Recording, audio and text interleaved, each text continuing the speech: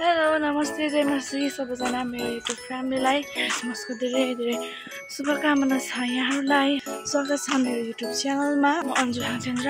आशा छ यहाँ सबैजना सन्चै हुनुहुन्छ भनेर अनि म पनि एकदमै धेरै सन्चै छु। अहिले चाहिँ हाम्रो विशेष दिन आज क्रिसमसको दिन परेको छ। म चाहिँ बिहानै बजार गएको थिएँ। बजारमा थोरै मेरो काम थियो, त्यो कामहरू सकाएर म चाहिँ घर फर्किँदैछु।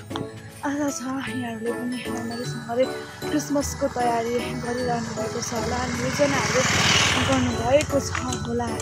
साथीहरू त्यो क्रिसमसको जुन हाम्रो प्रतीक्षाको समय पनि आज हामीले सकेका छौँ। आज हाम्रो 25 डिसेम्बर क्रिसमसको दिन छ अनि आजको मेरो ब्लग चाहिँ क्रिसमस विशेष हुनेछ। साथीहरू यहाँहरूले पनि इन्जोय लिनु होला क्रिसमसलाई, यहाँहरूले राम्रोसँग मनाउनु होला ख्रिस्टको जन्म उत्सवलाई।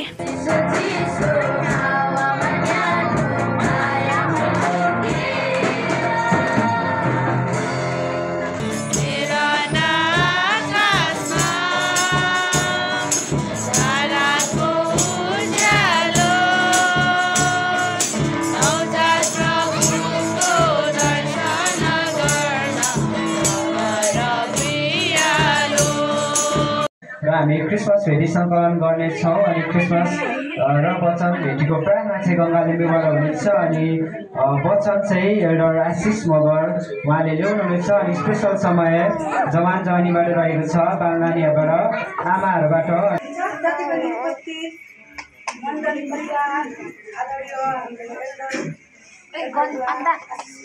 हाम्रो भिडियो बनाइदिनु खै बहिनी फोन सम्पूर्णमा सबैजनाले